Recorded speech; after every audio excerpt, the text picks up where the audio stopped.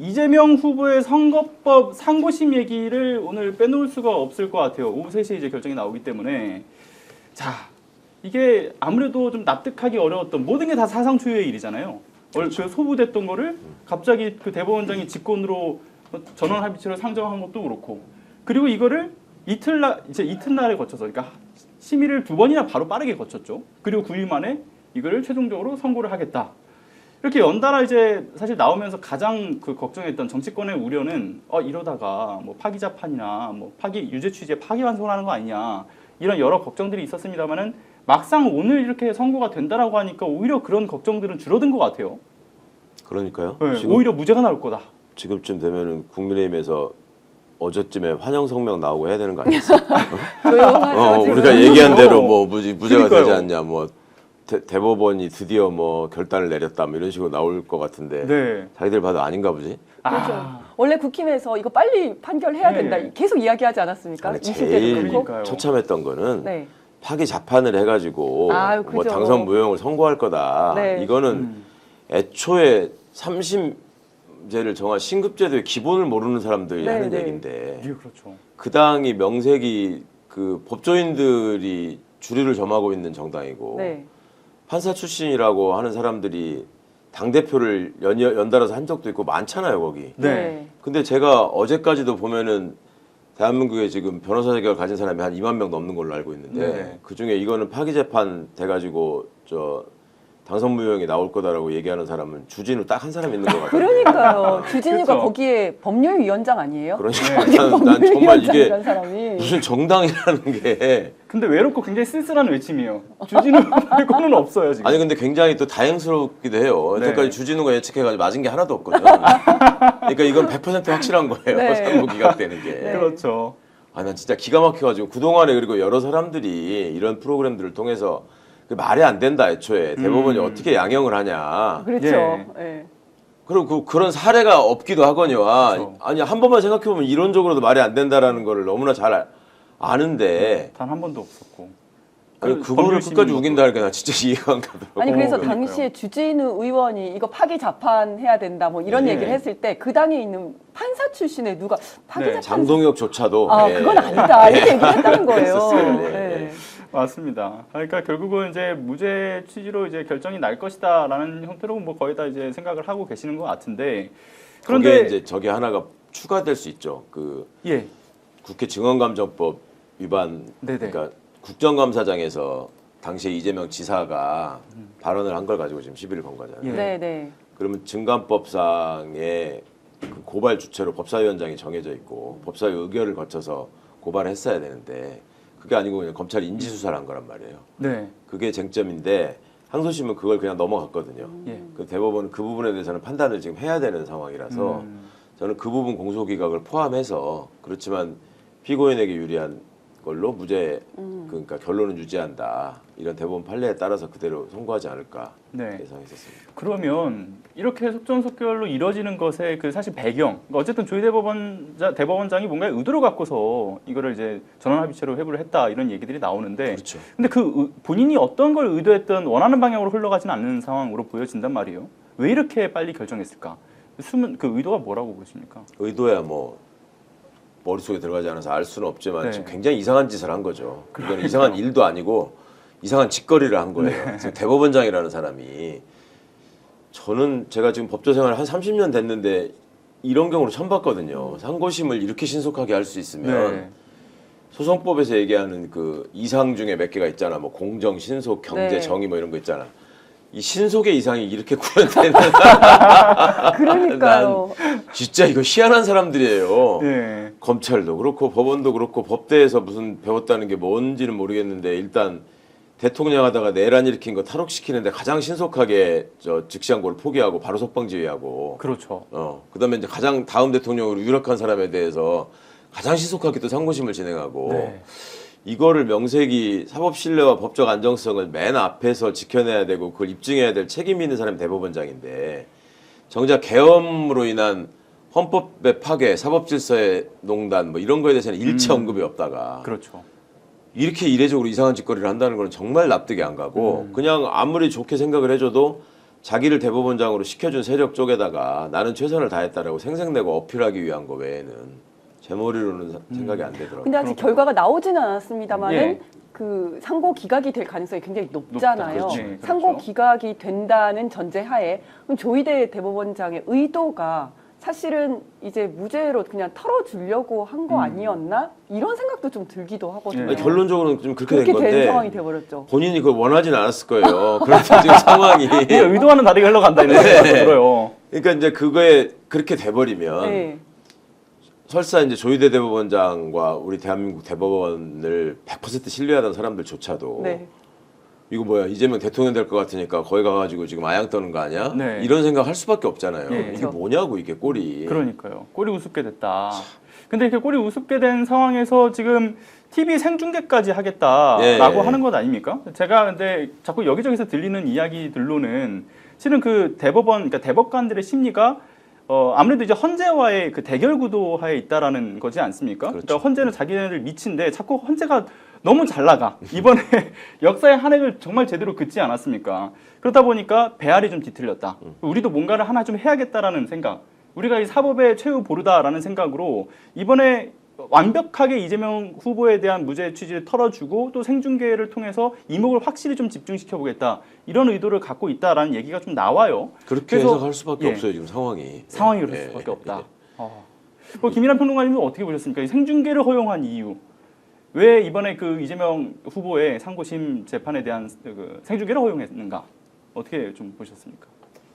뭐 명목상으로 명분이야. 국민의 관심이 이목이 집중될 수밖에 없고, 그리고 지금 쭉 말씀하셨지만은 이재명 후보가 대통령으로 당선될 것이 굉장히 유력한 상황에서 네. 이재명 후보에게 어떤 대법원의 선고가 나느냐에 따라서 네네. 그러면은 이 대통령이 당선될 것이 유력한 그러한 유력 대권 주자가 선거에서 어떤 영향을 받느냐가 좌우될 수 있는 그러한 이제 판결을 하겠다는 거 아닙니까? 네네. 그러한 점에 있어서는 뭐 생중계를 해서 이것이 구체적으로 어떠한 논리에 의해서 어떤 판결을 하느냐를 이제 보여주는 것이 필요하다. 그러한 이제 명목상의 이제 판단을 했다 이렇게 네. 설명을 하겠죠. 예, 예. 근데 이제 내심은 뭐냐에 대해서는 뭐 알 네. 수가 없는 거죠. 그거는 이제 머릿속에 들어가봐야 안다고 그렇죠, 지금도 그렇죠. 말씀을 하셨는데 최화구 의원님 말씀하셨는데 그 의도를 알 수는 없는 거지만은 결과적으로는 샌드위치 신세인 것 같아요. 대법원 입장에서 대법원 입장에서 이제 좀 대법원 뭐 1인 대법원 1인칭 시점으로 생각을 해보면 예. 이래도 욕 먹고 저래도 욕 먹는 거 아닙니까? 그렇죠. 그러니까 대법원 입장에서 보면은 일단 어쨌든 2심이 끝나가지고 상고심이 왔어요. 상고심으로 왔어요. 이제 상고심을 해야 되는 상황인데 이거를 뭐 조희대 대법원장이 그동안 633 원칙을 지켜가지고 반드시 이 선거법에 있는 이 1심 이후 6개월, 그 다음에 3개월, 그 다음에 3개월 이 원칙을 지켜라라고 예고를 해놓은 상황이기 때문에 상고심으로 왔으면 3개월 내에 처리를 해야 된다라는 자기 말을 지켜야 돼요. 네. 근데 지금 계산을 해보면 그게 언제입니까? 6월 27일인가 그렇잖아요. 그렇죠. 근데 이 기간 내가 어쨌든 간에 대선일이 걸립니다. 그러면은 대법원의 손에 넘어온 상황에서 이 기간 내에 처리를 딱 걸려 있는데 6월 3일 대선이고 그 이후 기간 내에 할 수도 있고 안 할 수도 있는 그 상황에 걸려 있는데 이게 걸려 있음에도 불구하고 시간을 끌어서 좀 안 하고 싶어. 이러면 네네. 633 원칙을 안 지킨 건 아니지만 굳이 선고를 안 하고 싶었나? 이 얘기도 이제 자기 얘기를 지킨 건지 안 지킨 건지가 애매하긴 하지만 그렇게 넘어가는 것도 좀 이상하고 네네. 그렇다고 해서 후보 등록 기간이 지나고 나서 이미 이제 당에서 다 후보도 확정을 하고 이미 대선 레이스가 진행이 되고 국민들이 자 나는 어떤 후보를 찍어야겠다. 특히 이재명 후보를 내가 지지해서 이번에 선택을 해야겠다. 마음 다 먹고 있는데 그 상황에서 어떤 종류의 어떤 판결이 나올지 모르지만 왜냐하면 대법관 12명이 다 잘난 사람들인데 그 사람들이 어떤 판단을 할지를 조희대 대법원장이 아무리 대법원장이라고 그러도 네. 어떻게 압니까? 그렇죠. 근데 그 상황에서 만약에 이게 다른 결론이 나오게 되면은 이게 유죄 취지 파기환송이든지 뭐든지 이렇게 나오게 되면은 이게 대선에 영향을 미치는 그러한 것들을 하려고 대법원이 마음을 먹고 이게 대선을 회방 놓는구나. 얘기가 이렇게 될 것이고 그렇죠. 그리고 이미 대선 레이스에 들어간 다음에 혹시라도 이제 이 상고 기각 무죄 확정을 해버린다 하더라도 그건 반대쪽에서 또 야 이게 이미 대선 레이스가 진행 중인데 줄 섰구나 이렇게 될 것이고 네. 어떻게 돼도 욕을 먹는 구도란 말이에요. 그러니까는 그렇죠. 이런 구도에서는 그냥 자기가 내뱉은 말도 지켜야 되고 말도 지켜야 되고 이 영향을 최소화하는 쪽에 이 일정도 잡아야 되고 그래야 되니까 빨리 그러면 기일을 선고하자 이렇게 된 것 같은데 결론적으로는 이렇게 된 것 같은데 네네. 근데 저 같은 사람들이 볼 때는 법을 잘 모르는 이제 밖에서 보는 사람들이 볼 때는 애초에 그렇게 될 것 같으면 뭐하러 이제 소부에 있는 거를 대법원장이 결단을 해가지고 전원합의체로 뭐하러 갖고 오는 그 결정을 뭐하러 하느냐라는 네. 거죠. 그게 바보 같은 결정이다라는 생각이 들고 그렇죠. 이 생중계도 마찬가지예요. 만약에 자연스럽게 그냥 절차가 자연스럽게 소부에서부터 와가지고 자연스럽게 절차가 진행되는 과정에서 이 생중계도 네. 국민의 이목이 집중되는 사안이고 이것은 이재명 후보가 당연히 이제 유력 대권 주자니까 이건 당연한 결정이다. 이렇게 계속 이렇게 자연스럽게 왔으면은 국민들도 뭐 자연스러운 어떤 흐름인가봐라고 네. 생각을 했을 텐데 이 조희대 대법원장이 이거를 전원합의체로 그냥 갖고 오는 이런 아주 이례적인 결정을 하다 네. 보니까는 야 이것도 어떤 의도가 있구나. 음. 그러면은 의도가 있다라면 이것은 이재명 후보가 무죄 확정이 유력하니까 그거를 좀 보여주려는 거냐 또는 이게 다른 결론이 날 거기 때문에 그것을 정치적 파급력을 극대화하기 위해서 뭐 보여주는 것이냐 각자의 처지에 따라서 막 해석을 할 수 있게 되는 거잖아요. 네. 그래서 이렇게 하든 저렇게 하든 조희대 대법원장의 초기의 그 대응 때문에 초기의 그 행동 때문에 정치적인 해석을 못 벗어나는 상황이 된 것만큼은 분명하다 이렇게 네. 봐야 되는 거죠. 그렇군요. 그러니까 말씀하신 거를 종합하면 주목은 받아야 되겠고 욕은 덜 먹어야겠고 이러다 보니까 굉장히 기이한 어떤 이런 현상이 만들어지게 됐다. 그래서 이렇게 사법부 보여지네요. 수장으로서 너무나 잘못된 네. 판단이나 선택을 했다고 하는 거예요. 아. 그러니까 일단은 법조인들조차도 예. 또 그 법원 구성원들 제가 어제 그제 저 판사 출신 변호사나 판사들 연락을 많이 받았어요. 아, 네네.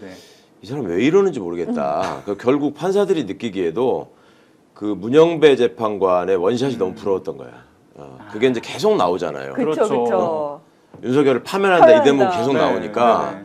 뭐라도 자기도 대법원장인데 뭐 이런 생각 아니고선 도대체 이해가 안 간다. 그다음에 더 심각한 건 뭐냐면 이 633이라는 선거법상의 이제 그 재판 시한을 정해놓은 이유가 뭡니까? 그거는 불법적이고 네. 부정한 방법으로 당선된 사람이 길게 이 임기를 이어가면서 네. 그 뭐랄까 민주적 정당성이 없이 선출된 사람이 국민의 대표자로서 행세하는 거, 네. 그다음에 국민의 위임을 받은 것처럼 권한을 행사하는 거, 예. 이거를 최대한 빨리 차단하자는 의미 아니겠어요? 그렇죠.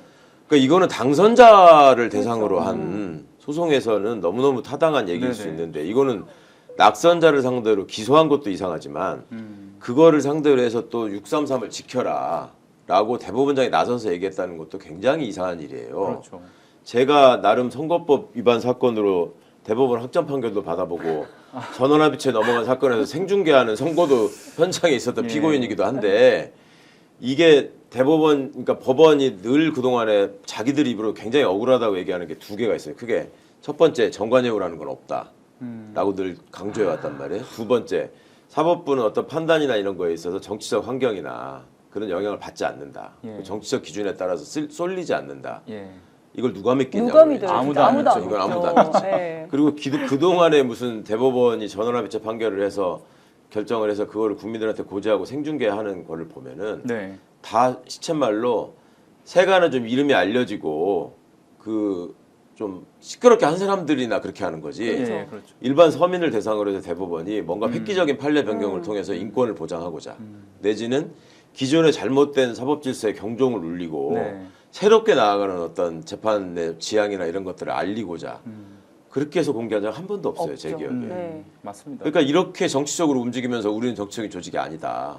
그러니까 이거는 애초에 그 사법 권력의 속성에 비춰보면 너무나 당연한 행동을 하고 있는 건데 아닌 척하면서 벤치를 이렇게 한다는 게 너무나 위선적인 거죠. 네, 맞습니다. 그러니까 결과적으로 이것 때문에 생기는 사법 불신이라고 하는 거에 대한 대법원장의 고려가 과연 있었는가.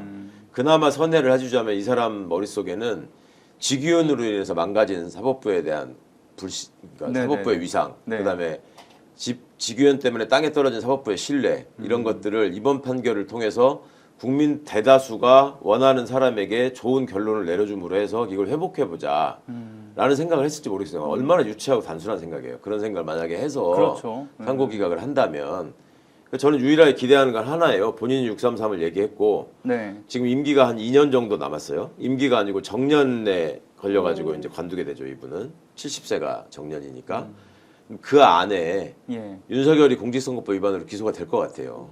그러면 그 633을 지키면 조희대 손으로 조희대 입으로 윤석열을 당선 무효 선고를 할 수 있습니다. 아. 기간상으로 예, 예. 저는 그거를 염두에 둔 거였으면 좋겠다. 아. 차라리. 그렇죠.